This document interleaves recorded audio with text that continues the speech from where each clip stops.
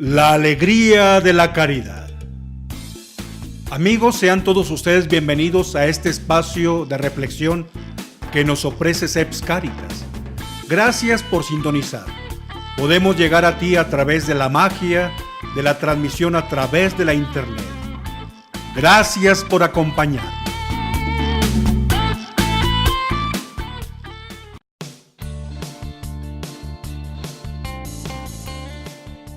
Existe un abismo entre el valor y el costo. En aquel tiempo enseñaba Jesús a la multitud y le decía: cuidado con los escribas. Les encanta pasearse con amplios ropajes y recibir reverencias en las calles. Buscan los asientos de honor en las sinagogas y los primeros puestos en los banquetes. Se echan sobre los bienes de las viudas haciendo ostentación de largos rezos. Estos recibirán un castigo muy riguroso. En una ocasión, Jesús estaba sentado frente a la alcancía del templo, mirando cómo la gente echaba allí sus monedas. Muchos ricos daban en abundancia. En esto se acercó una viuda pobre y echó 2 moneditas de muy poco valor. Llamando entonces a sus discípulos, Jesús les dijo: yo les aseguro que esa pobre viuda ha echado en la alcancía más que todos, porque los demás han echado de lo que les sobraba, pero esta en su pobreza ha echado todo lo que tenía para vivir. Muy queridos amigos, qué lamentable es la situación de esclavitud que nos han acarreado estas nuestras cadenas de oro que tanto presumimos. Vivimos bajo las seducciones del mundo y nos hemos acostumbrado a nuestra prisión de diamantes. Este mundo en el que vivimos nos ha engañado arteramente y parece que tú y yo hemos convertido los grilletes en prolongación de nuestras extremidades. Hoy tenemos que admitir, aunque nos avergüence, que hemos caído en su juego y que ladinamente nos han entrampado. Sucede que todos nos hemos dejado embaucar y hemos dejado que nos mintiera con sus falacias y sofismas. Créanme, no se trata solamente de una visión negativa del mundo, ni se trata de alguien que carga irremediablemente sus fobias patológicas. Puedo asegurarles que no tengo delirios persecutorios. Se trata más bien una visión realista sobre este mundo que necesita de redención. Se trata de un mundo que sin duda es valioso, pero que en nuestro tiempo se ha erguido como si fuera el valor absoluto y ha desplazado a Dios en un sinfín de ocasiones. Digamos que este es el elemento externo o exógeno que nos han acarreado no pocas veces la desventura de un proyecto divino no alcanzado en muchos de nosotros. Al mismo tiempo, tenemos que ser justos y asumir en nuestro cuadro de responsabilidades todo aquello que desde nuestra condición humana tenemos de propensiones. Considero que los hombres nos hemos convertido en una presa, si no fácil, sí al menos poco difícil, de nuestra misma constitución concupisciente. Olvidamos la grandeza de una historia de libertad cimentada en el ejercicio de la inteligencia y de la recta voluntad para así orientarnos instintivamente hacia el mundo terreno, temporal y experimental, y esto hace que se vaya retrasando e impidiendo nuestra apertura hacia los bienes superiores y especialmente hacia Dios. Lo anterior se ha convertido también en la razón principal por la cual nosotros ilusamente nos hemos creído de las enseñanzas erráticas de este nuestro mundo, que nos ha hecho creer que lo importante en la vida es el bluff, la apariencia, el ostentar, el presumir, el disimular, el fingir, el comprar y el consumir. Nuestro tiempo no es otro sino el de aquellos que equivocadamente pensamos que nuestras cosas solo son valiosas en cuanto que son costosas y nos gastamos la vida confundiendo el valor de algo con su costo monetario. Hoy todos nos pasamos la existencia juzgando las cosas por el volumen, la cantidad, la forma, el aspecto, la figura, la traza, por la apariencia.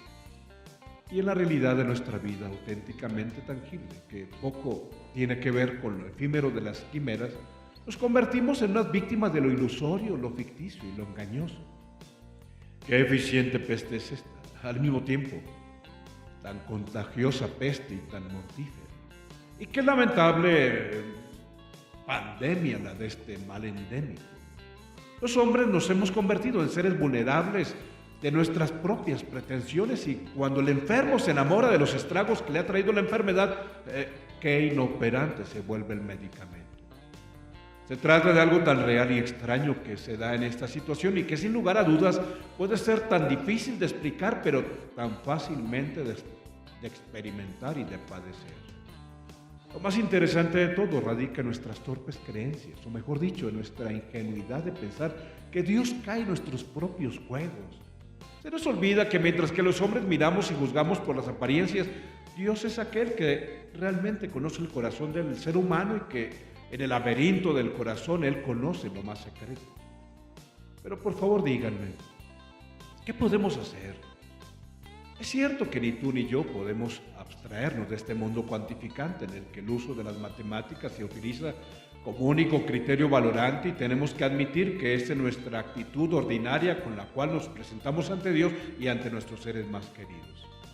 Es por ello que te invito para que nos detengamos a mirar la escena que Jesús ha contemplado con sus ojos divinos en el grandioso e imponentísimo templo de Jerusalén. Detente a mirar por un solo momento aquello que contempla aquel que es dueño de todo y de todos. Al presenciar a aquella viuda pobre y su ofrenda y su corazón, y date cuenta de que, como lo decía Santa Teresa de Ávila, Dios no nos pide mucho, sino que Él nos pide todo. ¿Sabes qué?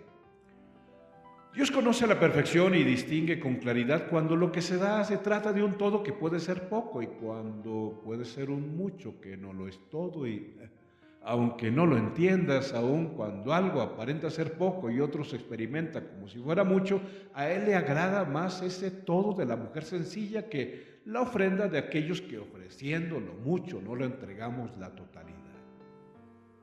Hoy el Señor nos está invitando a que le demos a Dios no de lo mucho que nos sobra, sino a ofrecerle todo nuestro haber, aunque pareciera ser poco. Ofrecerle a Dios mucho y no todo es un querer engañar a quien le son claras nuestras motivaciones. Al Señor le interesa nuestra calidad más que la cantidad. A Él le agrada mucho más el óbolo, la pequeña ofrenda de la viuda, que todo ese dinero del mundo que dan aquellos que le ofrecen de aquello que les sobra. Digamos que el Evangelio de hoy nos invita a la generosidad y que el juicio de Dios sobre la generosidad en el hombre no se ubicará nunca ni en el volumen ni en las cantidades de la ofrenda, sino en el volumen y las cantidades del desprendimiento. Tanta razón tenía San Ambrosio, obispo de Milán, al predicar a su pueblo en la segunda mitad del siglo IV acerca de la ofrenda en nuestra vida cristiana. ¿Quieres saber cómo es tu ofrenda para Dios? Tienes que saber que Dios no se fija en lo que das, sino en aquello con lo que tú te quedas.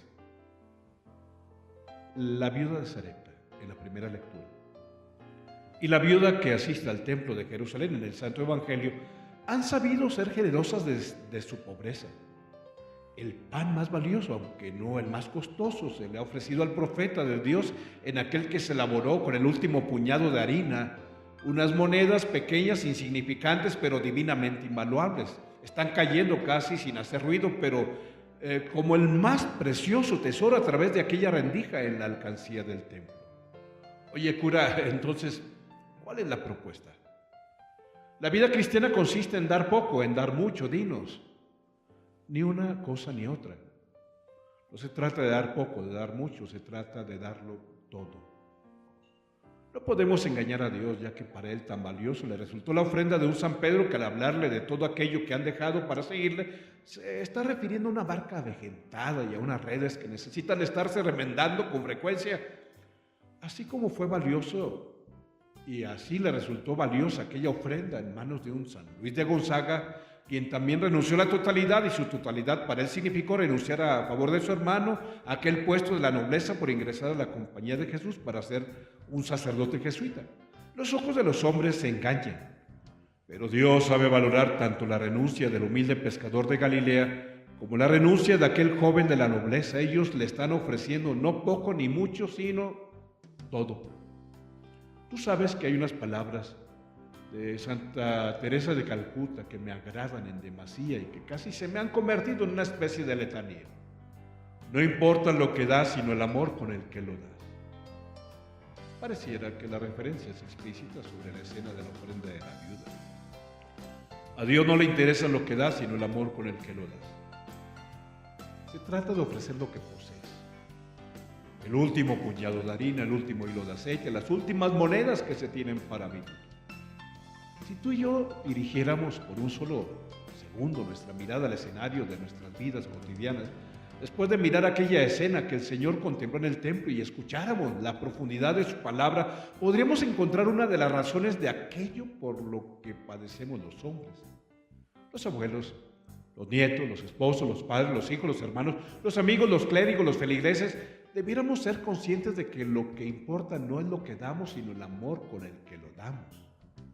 Oye, en alguna parte de este planeta, ¿tú has oído alguna expresión irónica como yo no sé de qué te quejas y no te falta nada? Oye, ¿te parece familiar una expresión vulgar y corriente como la siguiente? Muchas personas quisieran tener lo que tú tienes y estar en donde tú estás. ¿Dónde lo hemos escuchado? ¿Dónde lo he escuchado? Tú lo tienes todo, no te falta nada. ¿Cuántas veces nos agradaría responder con la misma ironía, aunque no con vulgaridad ni cortesía? Tienes toda la razón en decir que no nos falta nada, en realidad nos falta alguien. Alguien que nos escuche, que esté con nosotros, que aconseje, que corrija a los hijos, que nos apoye, que nos respete. Nos falta alguien que nos ame. No nos falta nada, nos falta alguien. Es posible que ahora estés ya en la posibilidad de comprender que existen muchas cosas que, si bien pueden ser demasiado costosas, no tienen real y auténtico valor en la vida. Y que al mismo tiempo hay no pocas cosas que son tan valiosas aun cuando no tienen un alto costo, al menos un costo monetario. Revisemos nuestra vida cotidiana y aprendamos a tener un juicio adecuado, no tan solo sobre lo que le ofrecemos a Dios, sino también lo que le ofrecemos a los seres más queridos. Seamos conscientes de que la palabra de Dios el día de hoy nos ubica en la presencia de aquellas mujeres que le han ofrecido a Dios todo aquello que tienen. El gesto de aquellas viudas que han sabido dar todo lo que tenían para vivir, las ha acercado a aquel que se ha ofrecido a sí mismo. Cuánta razón tenía Antonio Machado cuando afirmaba que solo los necios confunden el valor y el precio.